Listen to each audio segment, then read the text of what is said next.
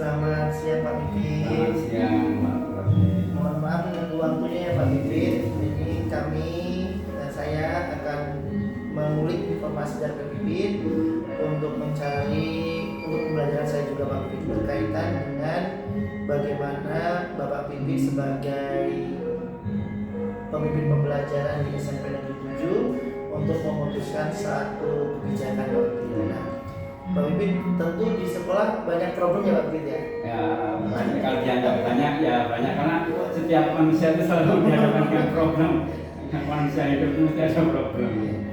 Pernah nggak Pak Pipit mengalami situasi untuk mengambilkan keputusan pada posisi di mana mempertimbangkan dua hal tapi kedua hal ini sama-sama benar Pak Pipit?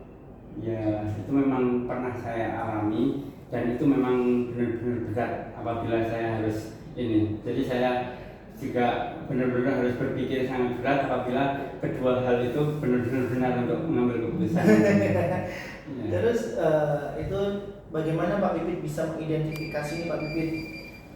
Kalau pengambilan keputusan benar salah enak ya Pak Pipit Iya. ya. Tapi kalau benar dan benar itu agak sulit. Bagaimana Pak Pipit mengidentifikasi oh ini tuh pernyataan benar dan kelakuan yang benar dan benar. Jadi saya mau pertimbangannya bagaimana? Bagaimana Pak Pipit mengidentifikasi itu? Jadi kalau saya untuk mendapatkan identifikasinya itu yang pertama saya harus benar-benar mendapatkan informasi yang jelas.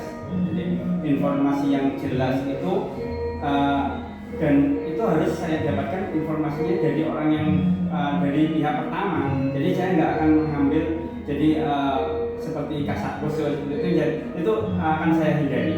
Jadi benar-benar kita mendapatkan informasi dari pihak yang pertama dan kemudian pihak yang lain juga mendapat satu konflik yang sama-sama benar itu juga akan saya ambil informasi juga.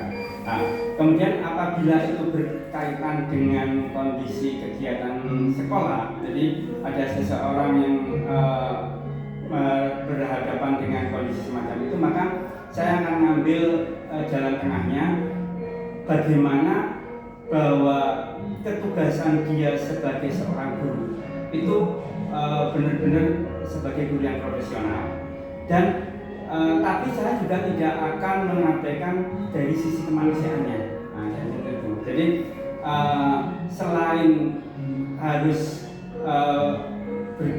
bertindak sebagai guru profesional, tapi saya juga mengambil keputusannya dari sisi kemanusiaan juga harus ada seperti itu. Ibaratnya kalau dalam Islam bertabayun kepada orangnya langsung ya Pak Iya. Pak Pipit, tadi kan Pak Pipit sudah memberi informasi kepada saya bahwa mengidentifikasinya ya caranya kita langsung berdiskusi sama orang yang bersangkutan agar tidak termakan kasak kusuk yang lain. Nah Pak Pipit, pertanyaan selanjutnya Pak Pipit, bagaimana Pak Pipit menjalankan pengambilan keputusan ini Pak Pipit? Tadi kan sudah memanggil nih, terus mengambil keputusannya gimana? Jadi untuk ambil keputusan pada yang bersangkutan itu akan saya konfirmasi lagi apakah hal ini benar-benar penting, apakah hal ini benar-benar memberikan dampak yang sangat besar apabila keputusan yang saya ambil itu salah. Nah, jadi kalau hal itu benar-benar bisa, misalnya saya harus mengambil satu keputusan di mana guru itu harus meninggalkan kelas, sementara kelas ini tidak ada yang menjaga, itu. Maka saya harus apakah kalau kelas ini ditinggalkan itu nanti akan berbahaya, tapi apabila guru ini tidak saya izinkan, apakah akan mengancam bagi dia juga. Nah, jadi seperti itu. Jadi kalau memang benar-benar suatu keputusan itu akan saya ambil, maka saya ambil jalan tengahnya. Jadi di kedua belah pihak itu tidak sama-sama dirugikan dan kita ambil jalan tengah yang terbaik bagi keputusan yang saya ambil. Berarti tadi Pak Pipit mengkonfirmasi terus mempertimbangkan dampaknya. Terus untuk langkah-langkah konkretnya Pak Pipit sebelum pengambilan keputusan, tadi kan sudah memanggil, mengkonfirmasi, mempertimbangkan. baru mengambil keputusan. Apakah itu menjadi langkah-langkah atau ada langkah-langkah yang lain, Pak? Itu adalah langkah-langkah yang saya ambil di awal. Kemudian langkah-langkah berikutnya saya juga akan memberikan ini semacam masukan-masukan kepada yang bersangkutan. Jadi apabila yang bersangkutan itu benar-benar sudah mempersiapkan, misalnya dia kan seorang guru, berarti dia sudah memiliki salah satu contohnya adalah memiliki media LPP atau modul pembelajaran. Jadi dari modul pembelajaran itu apabila memang nggak ada yang menggantikan guru yang serumpun, itu kalau ada seperti langkah-langkahnya itu kan sudah bisa digantikan oleh guru yang lain. Nah, jadi langkah berikutnya adalah memberikan jalan tengah yang terbaik.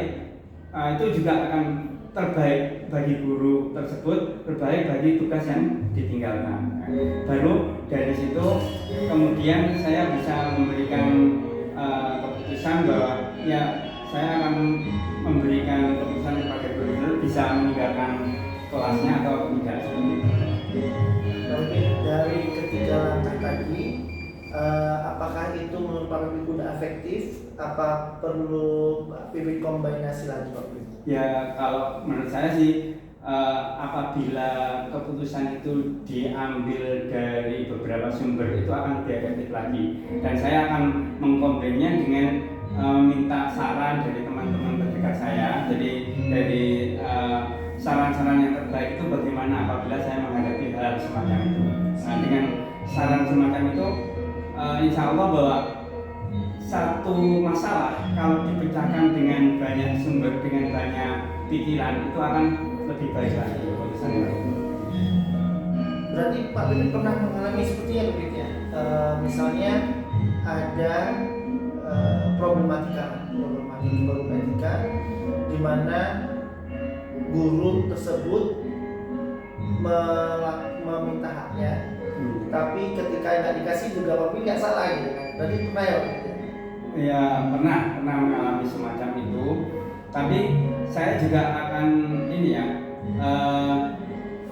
benar-benar apakah hak yang diminta itu benar-benar sebagai hak yang bisa dia ambil, atau memang hak itu bisa ditunda seperti itu, dan seperti itu. Yang berarti tetap berpatokan pada murid ya, Pak? Iya. Pak Bibit nih, adakah tantangan Pak Bibit ketika pengambilan keputusan dilema etika? Itu memang banyak banget ya yang soalnya gimana ya, kita kan berhadapan dengan sama-sama orang dewasa. Nah, di mana pada saat kita berhadapan dengan pengajaran pada anak-anak, itu kita memberikan contoh, mengarahkan, itu akan mudah, efektif. Tapi kalau sama-sama orang dewasa, tingkat kesadaran ini yang paling tingkat kesadaran dari orang itu. Jadi meskipun mereka diberi pemahaman yang sedalam apapun, tapi kalau tingkat kesadarannya masih rendah ya, dia nggak akan menerima masukan-masukan itu karena pernah Pak Bibit? Ya, nggak pernah. Jadi orang tersebut ya tetap ngeyel dengan keputusan yang mau dia ambil seperti itu. Nah, terus peran Pak Bibit sebagai pemimpin pembelajaran kalau orang tersebutnya gimana, Pak Bibit? Ya, kemudian saya ajak bicara baik-baik, kemudian saya suruh merefleksi sendiri, terus suruh merasakan sendiri bagaimana posisinya pada saat dia itu sebagai murid yang harus dia dapatkan haknya sebagai murid. Jadi biar dia bisa tahu apa toh yang harus saya lakukan kalau hal ini saya tinggalkan.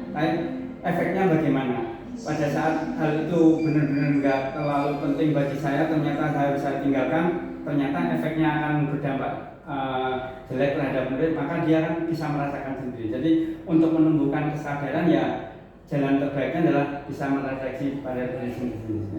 Nah, Pak Bibit, untuk pengambilan keputusan dilema etika sendiri, apakah ada jadwal khusus atau insidental atau bagaimana Pak Bibit untuk pengambilan keputusan? Ya itu tergantung ini ya, tergantung kasus berat atau tidak, atau butuh cepat atau tidak. Nah, jadi kalau pada saat itu butuh cepat, saya harus mengambil keputusan. Nah, saya juga harus buat keputusan yang secepat mungkin, tapi dengan langkah-langkah yang nggak gegabah. Jadi tetap harus ada langkah-langkah yang benar-benar harus saya pikirkan matang-matang, di mana itu akan tidak memberikan efek dampak yang besar terhadap kedua belah pihak. Nah, jadi tapi apabila itu keputusannya butuh jangka waktu yang agak lama, maka saya juga harus benar-benar matang, dan salah satunya seperti tadi, saya harus minta pertimbangan dari teman sejawat untuk berdiskusi bagaimana untuk mengambil keputusan dari kasus semacam itu. Pak Pipit, pertanyaan selanjutnya nih.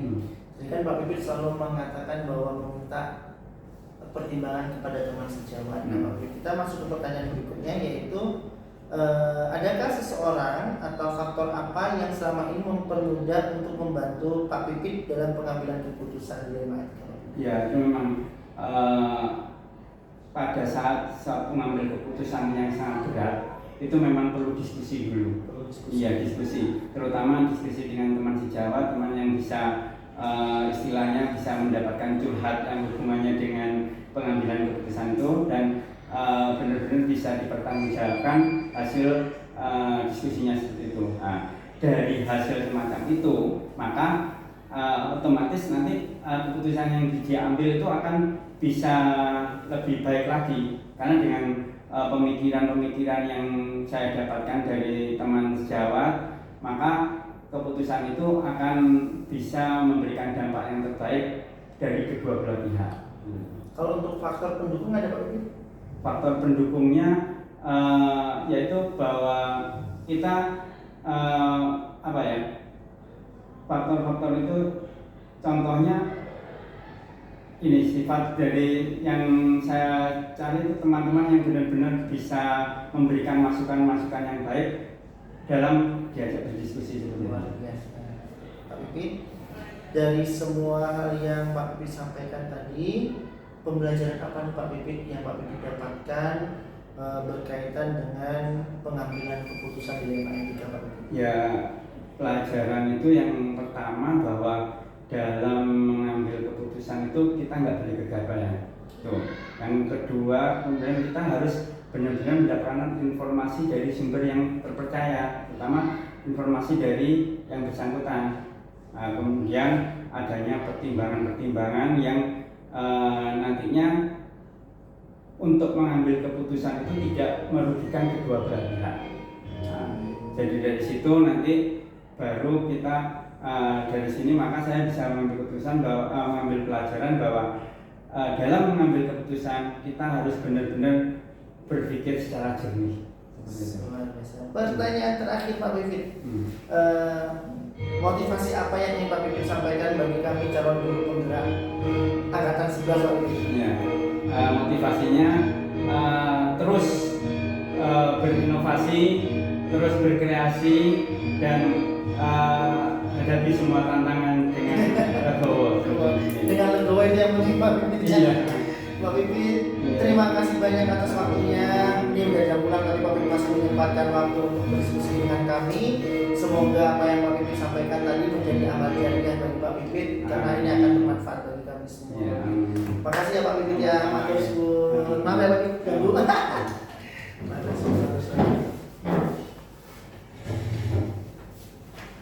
Pak Pipit nanti berarti ini Pak Pipit lengkap di drive atau gimana? Mau diambil sekarang boleh di.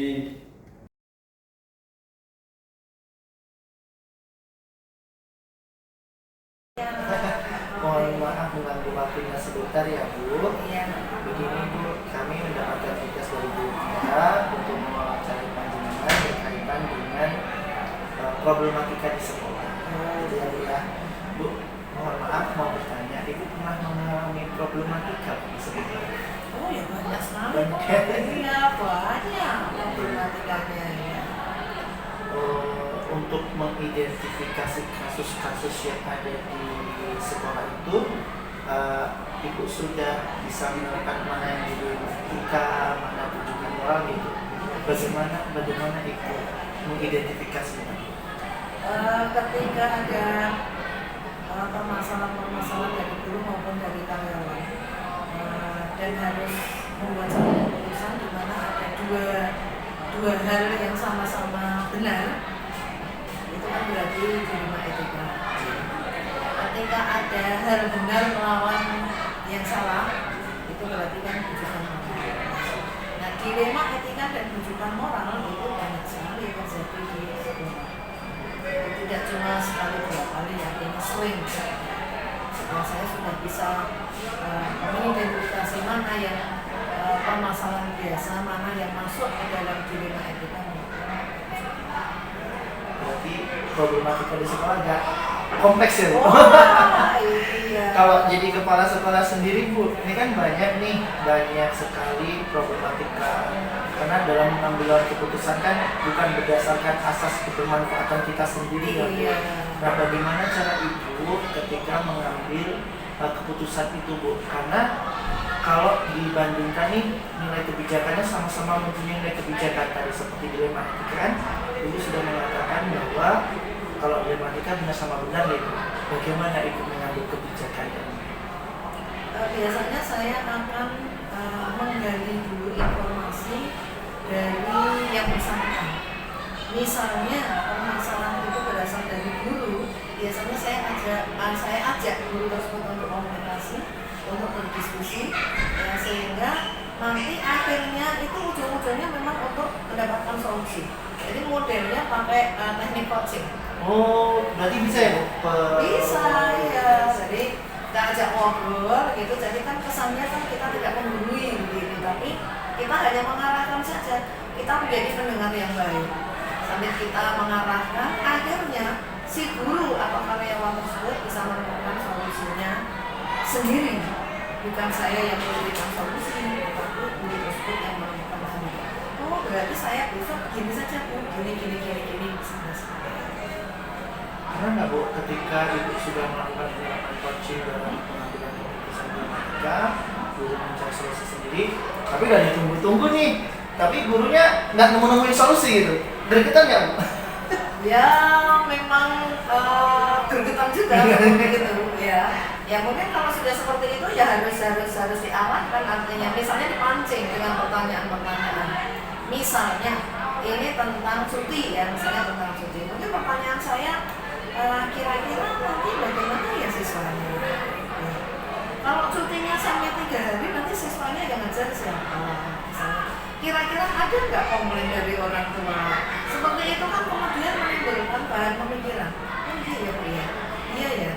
Oh, kalau misalnya ini gimana Bu? Kalau ini ya, nanti lama-lama juga akan mengerucut gitu, akhirnya mengambil satu keputusan.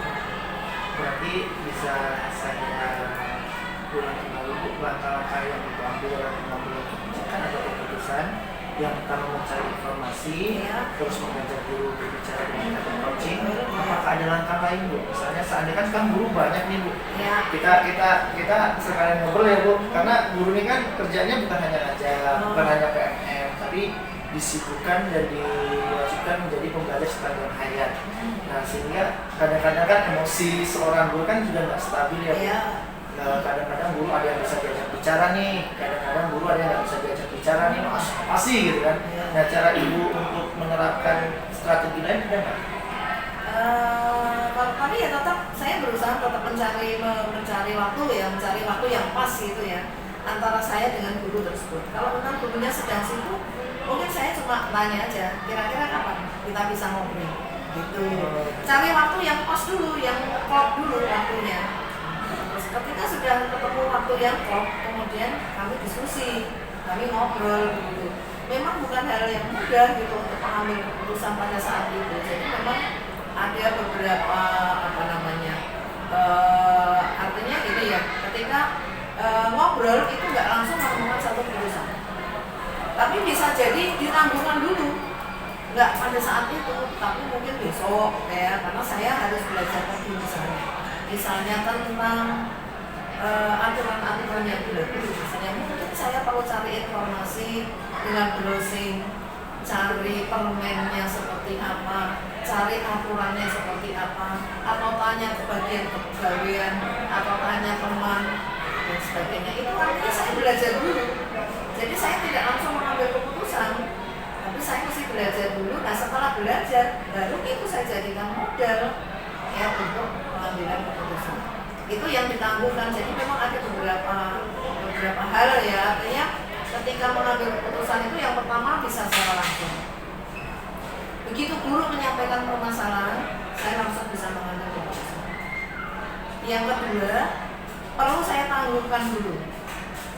Tidak langsung saya berikan keputusan pada saat itu karena saya perlu belajar. Yang ketiga, tidak saya berikan keputusan pada saat itu karena saya perlu pertimbangan dari orang lain. Ya. Biasa. Berarti kita sebagai pemimpin pembelajaran harus bisa baca situasi dan keadaan orang ya. Iya. Tapi- Jangan sampai keputusan yang kita ambil itu merugikan. Oh. Merugikan guru, merugikan karyawan, Merugikan siswa. merugikan siswa. Iya. Namanya keputusan yang tidak berpihak kepada murid. Berarti keputusan diambil harus berpihak kepada murid. Iya. Nah, bagaimana nih Bu cara mengambil keputusan agar berpihak pada murid? Nah, berarti harus dipahamkan kepada gurunya. Ya, saya sering memberikan misalnya briefing ataupun di rapat dinas itu selalu saya tekankan itu. Dan bahkan ketika kami melaksanakan kegiatan webinar melalui PMM itu dengan salah satu narasumber guru penggerak di sekolah saya, judulnya adalah pengambilan keputusan yang berpihak pada murid. Itu karena saya ingin Bapak Ibu guru maupun karyawan itu memahami bagaimana caranya mengambil keputusan yang berpihak pada murid. Jadi tidak asal saja contohnya cuti itu memang hak pegawai. Ya, hak ya. Karena hak itu boleh diambil. Boleh nggak diambil sewaktu-waktu? Boleh, karena itu hak. Tapi kemudian kita harus mempertimbangkan siswa. Karena kita itu bekerja itu di dunia pendidikan. Ya, kalau yang bekerja di kantor itu nggak masalah. Karena di dunia pendidikan kalau cuti itu kemudian yang mengajar siapa? Apa kemudian mengajarnya mau dirapel? Hari Sabtu Minggu siswanya suruh masuk. Iya kan? Nah, contohnya seperti itu. Kalau cuti hamil kan 3 bulan ya Bu. Iya. Nah itu gimana tuh Bu? Wah, kalau cuti hamil itu ya harus diberikan. Oh, gitu. Masa Berarti mau kalau- melahirkan di sekolah nggak Berarti boleh. kalau bapak-bapak menjaga ibu yang hamil boleh, yang melahirkan boleh dong Bu? Bapak kan nungguin istrinya yang melahirkan boleh. Tapi tidak ambil cuti yang digunakan tetap berpihak Pakai cuti padamu. tahunan, iya, cuti alasan penting bisa, iya. Tetapi tetap harus memikirkan siswa kan, iya. Artinya ketika hari H melahirkan tidak ada siapapun, suaminya harus ambil cuti, harus mengapain, dia harus menjadi suami siaga, boleh seperti itu. Tetapi tetap saya menggarisbawahi kepada Bapak Ibu guru pun saya selalu menekankan, Bapak Ibu kalau ada kepentingan apapun boleh mau ambil cuti, boleh izin, karena saya tetap manusia biasa, saya tidak mau juga dikatakan tidak berperi manusia, saya masih manusia juga ya. Tapi harus mempertimbangkan bagaimana murid-murid itu nanti kalau ditinggal, sehingga kalau ada kepentingan harus komunikasi dengan guru itu, harus memastikan bahwa kelasnya itu ada yang menunggu, ada yang membersamai, ada orang dewasa yang membersamai belajar. Karena bullying, kekerasan seksual, intoleransi itu biasanya terjadi di sekolah ketika gurunya tidak ada di kelas. Berarti pengambilan keputusan itu bukan hanya berdasarkan dari sisi peraturan saja, tapi dari sisi kemanusiaan, Iya. berpihak kepada murid, agar dilema etika itu tidak merugikan salah satu ya. Karena Iya. kebutuhan itu benar dengan benar tadi ya. Iya, walaupun benar dengan benar ya. Iya. Contohnya tadi seperti itu Cuti ya. tadi ya Bu, cuti Iya. benar, tapi Iya, benar. siswanya seperti Iya. apa ya? Tapi kalau saya melawan benar nggak? Benar. Benar. Kalau alasannya adalah untuk kepentingan siswa, benar juga. Nah, saya harus memutuskan yang mana sih, boleh cuti atau tidak. Nah, saya kan harus mempertimbangkan banyak hal di situ. Ya, Bu, kita lanjut ke pertanyaan berikutnya, semakin seru nih Bu. Hal apa saja yang selama ini Ibu anggap efektif dalam pengambilan keputusan pada kasus-kasus dilema etika? Yang paling efektif itu dengan teknik coaching. Efektif dengan teknik coaching. Iya, itu paling efektif karena guru ataupun karyawan di sekolah itu bisa mencari solusi sendiri. mereka yang menemukan sendiri solusinya, bukan saya yang iya betul. Contoh, ya belum lama ini ada guru yang mengambil cuti 2 hari karena kakaknya mantu di luar kota. Ya, sudah mengajukan di JSS karena baru ngomong dengan saya lisan sebenarnya. Kan anak saya pengajuan tertulis, belum tertulis tapi sudah maju ke sudah upload di JSS, sudah mengisi di JSS. Kemudian ketemu saya lagi baru mau pengajuan tertulis, saya tanya, oh cutinya sama 2 hari? Iya, soalnya kan jauh, berangkatnya kapan? Jumat berangkatnya. Terus menikahnya kapan itu? Hari Minggu. Terus nginep? Enggak, hari Minggu siang saya langsung pulang ke Jogja. Oh, berarti kira-kira sampai Jogja jam berapa? Malam, kalau enggak menjelang dini hari. Sebenarnya saya Senin bisa masuk, Wisna. Loh, kalau Senin bisa masuk, kenapa ambil cuti? Saya capek, perjalanan jauh dari Wisna. Kenapa sampai hari Selasa? Saya bilang, iya, kira-kira nanti anak-anak kalau dipindahkan sampai 2 hari kan ada kelasnya berurut-urut juga. Kira-kira bagaimana? Iya, nanti orang-orang juga komplain ya Bu. Saya nanti nggak apa-apa lah, walaupun saya sudah mengajukan cuti, sudah disetujui di JSS, tapi nanti Selasa saya mau masuk. Itu kan keputusannya sendiri, bukan saya Selasa masuk loh. Itu ngobrol aku sampai begini. Tapi walaupun niatnya harus masuk ya, niat dari hatinya sebagai paling tidak Seninnya itu kan ya saya juga ya apa namanya iya saya terus Seninnya saya minta masuk baru sampai dini hari langsung masuk ya sudah, apalagi itu kan melanggar ya sepanjang masih bisa dikomunikasikan guru piket masih bisa membantu ya. Nah ini juga sebetulnya terjadi ketika ini Bu, misalkan saya kebetulan ketua MGMP makanya. Jadi bagaimana ketika saya memilih program, terus ada yang ngomong, wah nggak diizinin sama kepala sekolah nih, itu gimana tuh Bu? Padahal kan program MGMP itu juga sebuah kewajiban ya, karena sudah tertera dalam peraturan. Iya. Contohnya apa misalnya? Misalnya saya mengadakan event nih, event misalnya berbagi praktek baik. Waktu itu kebetulan saya menjadi narasumber KSE. Iya. PSI dan KSI yang daftar itu sekitar 50-an, tapi yang datang cuma 20 sampai 30-an. Alasannya karena emang berkebutuhan dan di sekolah hanya boleh dikirim hanya 1. Lalu kan dulu kan kita ada peraturannya Bu, PPKN kan di hari Senin, tapi kan peraturan itu belum ketok palu dan diberikan ke sekolah ya Bu ya. Ketentuan yang di dinas Nah, itu ya. itu kan saya ikut Bu. Iya. Kata PPKN hari Senin, makanya kita ngadain kegiatan hari Senin. Iya. Nah, itu kan terkadang kan Jam berapa waktu itu? jam 1 Bu. Nggak Masalah ya, harusnya karena peraturannya jelas ya. Memang benar sih, karena memang nggak ada komunikasi kan akhirnya sudah diputuskan hari Senin tapi akhirnya Nggak ada kepala surat. sekolah nggak tahu. Nggak ada surat Bu, Iya. karena nggak ada surat sampai sekolah harusnya kan. Iya, ada seharusnya surat. kan itu kan hasilnya seperti apa disampaikan ke sekolah-sekolah Izin. sehingga sekolah-sekolah juga paham dan pasti akan memberikan izin. Saya rasa tidak ada juga kepala sekolah yang tidak pengen guru-gurunya itu maju. Iya. Mungkin karena miscommunication Iya. aja ya. Karena kalau sekarang itu memang karena orang tua sudah kritis, ya, itu banyak yang protes ketika kelas anaknya kosong. Nah itu juga yang baru dipikirkan. Makanya kemarin ada kesepakatan boleh melakukan kegiatan MGMP itu minimal mulainya itu ya pokoknya paling pagi itu jam 10. Karena jam 10 itu paling tidak jam efektif pagi itu kan biasanya efektif ya pagi itu ya untuk belajar itu masih Terpenuhi. iya, siang-siangnya nggak apa-apa. Nah kalau tadi seperti yang Pak Taufik sampaikan nggak diizinkan kepala sekolah, nah ini berarti ada sesuatu komunikasi yang harus diperbaiki karena ternyata kepala sekolah yang bersangkutan tidak paham, tidak tahu kan bahwa sudah ada keputusan jam 10 saja sudah boleh dilaksanakan dan mestinya kepala sekolah itu tetap mengizinkan karena itu bagian dari Peningkatan kualitas. peningkatan kompetensi. Mantap. Ini Bu, tantangan-tantangan selama ini ketika pengambilan keputusan yang berdasarkan dinamika. Karena ini kan benar sama benar nih Bu ya. Iya. Terus iya. tantangannya apa Bu?